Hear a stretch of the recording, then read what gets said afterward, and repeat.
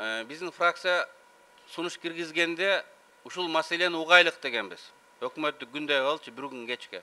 Сооронбай Жээнбеков Евразия экономикалык биримдигине киргенден кийинки жагдай тууралуу маалымат берип жатып катуу сынга кабылды. Депутаттар 2 сааттык жыйында маселе толук каралбай калгандыгын айтышты. Атамекен фракциясынын лидери Өмүрбек Текебаев өкмөт башчынын парламентарийлердин суроолоруна жооп берүү убактысын узартууну сунуштады. Бирок Жээнбеков түштөн кийин башка жыйындары бар экендигин белгилеп, депутат менен кайым айтышты. Булардын жыйыныбыз бар деп айтышкан үчүн биз жана кеңеш башында. Бизде саат 2-де мен жыйыным бар. Мен регламент боюнча ачык айтайын. 1 саат 2 саатка даярданып келгенбиз регламент боюнча. 2-де жыйыныбыз бар, мен кача албайбыз. Бул көбү кетет берден дагы. Шуну акынч. Ким менен жыйыныңыз бар? Эмне деген? Кандай жыйыныңыз бар? Мен 3 жыйыным бар.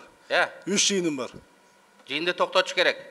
Эң чоң жыйын бул жерде. Эмнеге мен токтотушум керек койгон премьер-министр жыйыны? Мен сүйлөйм, эмнеге токтотконун билесиңер. Болбосо отставкага кеткиле. Мен сүйлөйм, ошондо эл да билет, отставкага кетиш, өзүңөр да билесиңер. Жыйыным бар деп. Эмне кыласыңар дейм? Бир маселени чечпесеңер, Кудай буйруса деп отурасыңар. Бир маселени чечкениңер жок.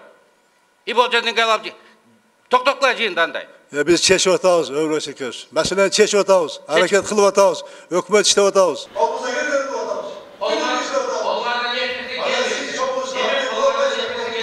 Сооронбай Жээнбеков фитосанитардык лабораториялар ушул жылдын этегине чейин курулуп бүтөт деди. Бирок бул иш мурун эле бүтүш керек болчу. Анткени азыр так ушул маселе үчүн кыргызстандыктар өздөрүнүн товарларын башка коңшу өлкөлөргө чыгара албай жатышат. Депутат Өмүрбек Текебаев эмне үчүн иш жай жүрүп жаткандыгынын себебин трайбализм менен байланыштырды. Жалпы Союздун кызыкчылыгы биринчи кезекте Кыргызстандын кызыкчылыгы. Ошол Кыргызстандан барган адам Кыргызстандын кызыкчылыгын бул жерде ар дайым кармаш керек. Союздун договорлор аткарылса, демек Кыргызстанга жеңил болот дегенди билдирет. Эмне үчүн биздин кызыкчылыкты коргош керек? Кимдер ал жерге барып иштеп атат? Убакыт аз. Бирөөсүн айтайын. 27 жашар Турсбеков Данияр Бактыбеков деген жигит экен. Бул президенттин управделамысынын баласы, жейниси, байкесинин баласы экен. Жумуштан айдалган президенттин аппаратында иштей албай. Биз эмне үчүн 5-6 миллион кыргызды туугандарыбызды трудоустройство кылабыз деп туруп ошого киргизип атабызбы? Сиз жөнөткөнсүз. Ушуну Сүйүнбаев Пайыза Үсөнбековна дегенибизди департамент миграцияга $6,000 алып Москвага кетти жакында. Бул болот Сүйүнбаев деген Атамбаевдин телехранителин жеңеси. Минздравда акыркы 4 жылда кайнысынын амири менен стат секретары болуп отурган. Минздравды талкалагандыгын баарыбыз билебиз. Минздрав талкаланды деп биринчи кезек ДСДПК айтып отурат. Чоңойтуп $6,000 Кыргызстандын кызыкчылыгын, 100 000 деген биздин мигранттарыбыздын кызыкчылыгын коргойт. Миллиарддаган Кыргызстанга доллар алып келет деп аны жөнөтүп отурабыз. Черных или Анатолич дегенди жөнөттүңүз сиз. Жакшы жигит. Ал ким? Айта албайсыз. Мен айтам. Атамбаевдин партнеры Черных Анатолийдин баласы. Черных Кыргыз автомаштын 45% акциясына ээ. Биз эмне кыргыз элине кор кылып, Атамбаевдин телехранительдери, партнерлору, туугандары кызматта жүрсүн деп туруп ошого кирип атабызбы?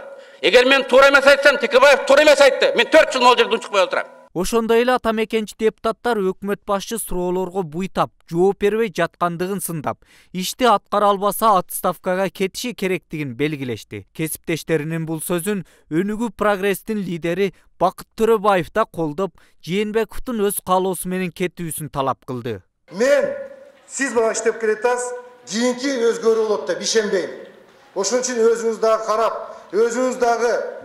өзүңүз менен кеңешип, өзүңүз менен сүйлөшүп, башка бир актуалдарды карап, өзүңүз менен актуалга кетсеңиз, мен туура болот деп эсептейм. 2 саатка созулган жыйында депутаттардын 70% суроо бергенге үлгүрбөй калды. Берилген суроолордун жообуна өкмөт аракет кылабыз, Кудай буйруса болот деген сөздөр менен гана чектелип, конкреттүү жоопторду бере алган жок. Мындан улам Атамекен фракциясы өкмөттү таратуу боюнча расмий чечимин чыгарды. Министр Шешенкуловдун сөзүн дагы бир жолу кайталайм. Бүгүнкү бир күн 3 күнгө барабар. Парламент оюбузду айтайлык десек, жок, мен түштөн кийин заводделдерим менен чогулуш коюп койгом дейт. Телефонду алып, Сталиндей болуп иштебейби? Кечки саат 8-де келгиле десе, ошолар кечки саат 8-де келип турат го. Керек болсо түнкү саат 10-го чейин иштебейби? Той обед кылып, нықсырап ужын кыла турган заманбы?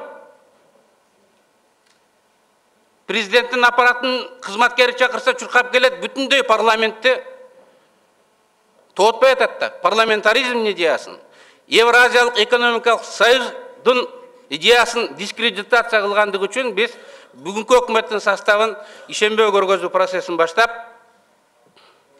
добуш жыйноону баштайбыз. Мындан сырткары фракция лидерлеринин жыйынды узартуу сунушун добушка койбой, өкмөттү коргоого алган Чыныбай Турсунбековго ишеним көрсөтпөө чечимин Республика Ата журт фракциясы чыгарды. Внести на рассмотрение Жогорку Кеңеша Кыргызской Республики вопрос об отзыве Төрага Жогорку Кеңеша Чыныбая Акунча Турсунбекова. Второе. Направить настоящее решение фракции Төрага Жогорку Кеңеша Кыргызской Республики для включения в повестку дня на заседание Жогорку Кеңеша Кыргызской Республики. Урматтуу депутаттар, бул мыйзамдуу жол. Бул болсо 72 сааттын ичинде каралыш керек, 5 күндөн ашпай. Буну болсо биз официалдуу түрдө регистрировать этип тапшырып беребиз. Ал эми Өнүгүү Прогресс фракциясынын депутаттары эки фракциянын чыгарган чечимдерин колдой тургандыгын белгиледи. Төраганын кызматы жөнүндө, экинчиси өкмөттүн отставкасы жөнүндө маселе көтөрүлдү. Бул мыйзам караганда бул орчундуу маселе. Төрага бул экинчи адам Кыргызстанда. Лидер фракция жөн чыкпайт бул жерде чыгып сүйлөп. Азыр мына аргументтер менен чыгып айтты. Биз Өнүгүү Прогресс фракциясы, Республика Ата журт фракциясынын арызын биз кабыл алдык.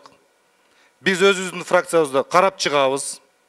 Экинчиси, Ата Мекен фракциясын биз анын арызын уктук, аны да карап чыгабыз. Республика Ата журт фракциясы эртеңки боло турган жыйында өкмөттүн тагдырын чече турган болушту. Зарылбек Шермаматов, Сентябрь.